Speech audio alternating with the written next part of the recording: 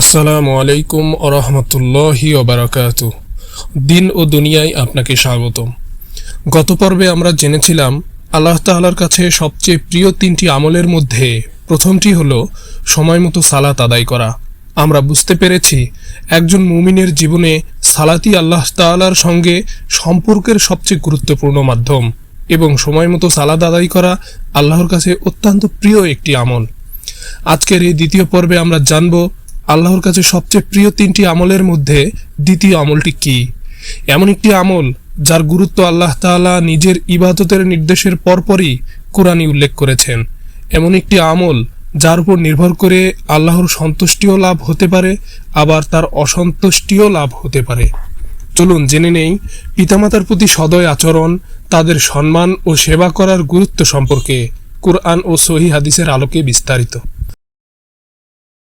রাসূলুল্লাহ সাল্লাল্লাহু আলাইহি ওয়াসাল্লামকে যখন জিজ্ঞাসা করা হলো সময় মতো সালাত আদায়ের পর আল্লাহর কাছে সবচেয়ে প্রিয় আমল কোনটি, তিনি দ্বিতীয় নম্বরে উল্লেখ করলেন পিতামাতার প্রতি ভালো আচরণ এবং তাদের সেবা করা।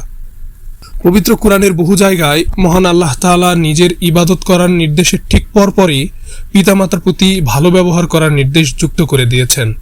সূরা বনী ইসরাঈলের 23 নম্বর আয়াতে আল্লাহ তাআলা বলেন, তোমার পালনকর্তা আদেশ করছেন যে তাকে ছাড়া অন্য কারো ইবাদত করো না এবং পিতামাতার সাথে ভালো ব্যবহার করো।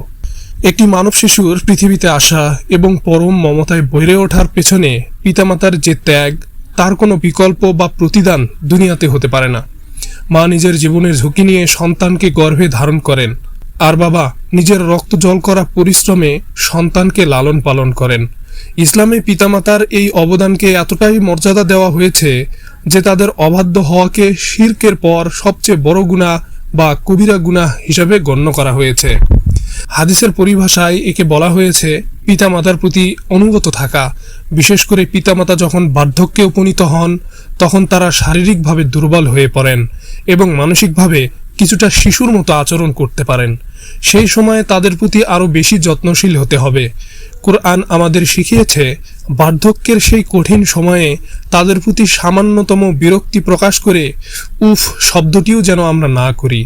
তাদের সাথে সব সময় নরম ও ভালো ভাষায় কথা বলতে হবে এবং তাদের জন্য আল্লাহর কাছে দোয়া করতে হবে। রাসূলুল্লাহ সাল্লাল্লাহু আলাইহি ওয়াসাল্লাম বলেছেন, পিতামাতার সন্তুষ্টির মাঝেই আল্লাহর সন্তুষ্টি, আর পিতামাতার অসন্তুষ্টির মাঝেই আল্লাহর অসন্তুষ্টি রয়েছে। অর্থাৎ একজন মানুষ যতই নফল ইবাদত বা দান সদকা করুক না কেন, তার পিতামাতা যদি তার উপর অসন্তুষ্ট থাকেন তবে আল্লাহর দরবারে তার কোনো আমলই কবুল হবে না।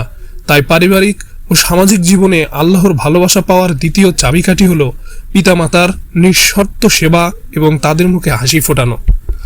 প্রিয় দর্শক, আজ আমরা জানলাম আল্লাহর কাছে সবচেয়ে প্রিয় তিনটি আমলের মধ্যে দ্বিতীয়টি হলো পিতামাতার প্রতি ভালো আচরণ করা এবং তাদের সম্মান করা, তাদের সাথে আন্তরিকভাবে সেবা করা।